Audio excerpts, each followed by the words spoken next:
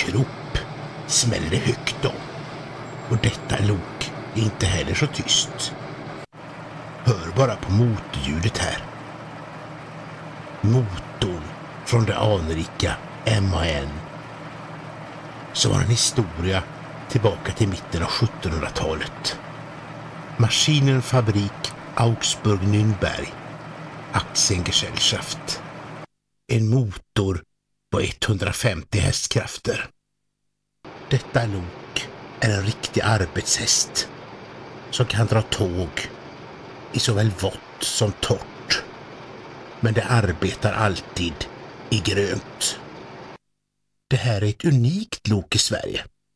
Ett typiskt industrilok byggt för växling och mindre godståg. 4 exemplar blev det av loket, nummer 1-4. Och 2 lok finns kvar. Det byggdes i vilket fall 1957 av den kände kanontillverkaren, grundad 1811, Friedrich Krupp, Aktiengesellschaft i Essen. Loken har axelföljd C med 3 drivande axlar och inga löpande. Och det väger 22 ton.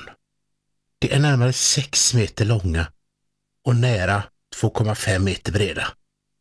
Med den största tillåtna hastighet på 40 km i timmen. HBA2 har tryckluftstart. Och visst är det trevligt och ombonat ut här i hytten. Ljudvolymen är dock rätt hög i hytten. Och motorn utvecklar en vägg av värme som möter den så fort en av luckorna här står öppen för kylningens skull.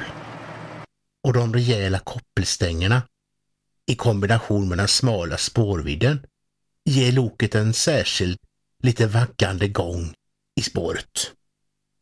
Beställare av loket var Hällefors Bruks aktiebolag, som hade ett betydande nät av järnväg med spårvidden 2,7 svenska fot. Budgetvarianten av 891 mm spårvidd, 802 mm spårvidd. SVJ, Säfsnäs järnväg, Neva Gravendal Hörken och senare även HFJ, Hällefors Fredriksbergs järnväg. Det var en väldig fart i Bergslagen då.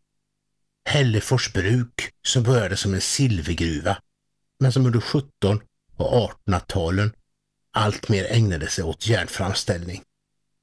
Bruket hade ett järnvägsnät med mestadels godstrafik som 1954 stängdes för allmän trafik.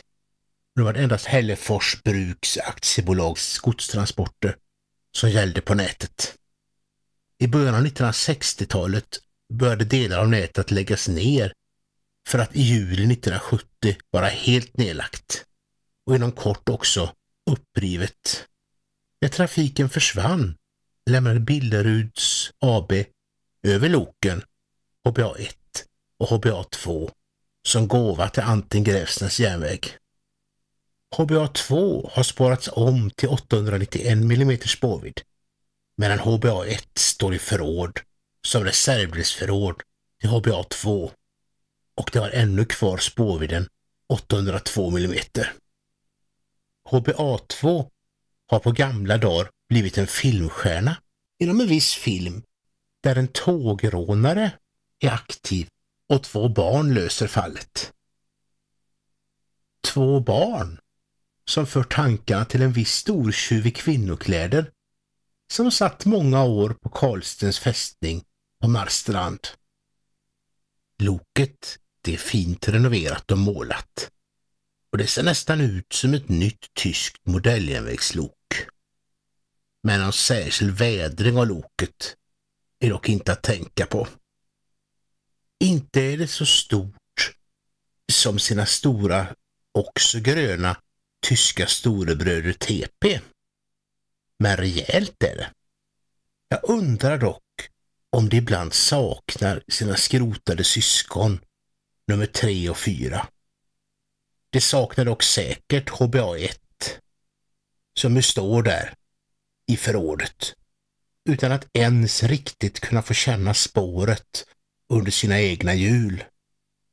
Kanske längtar bägge loken då och då tillbaka till 802 mm spårvidd och Hällefors Bruks aktiebolags järnvägsnät. Lok minns säkert mer än bara genom slitage vad det en gång har varit med om. Upplevelser de har fått som ensamma lok och tillsammans med andra lok och vagnar. Denna motor från Maschinenfabrik Augsburg-Nürnberg Aktiengesellschaft driver då som nu Friedrich Krupp Aktiengesellschaft i Essens lokkonstruktion. I vått som i torrt.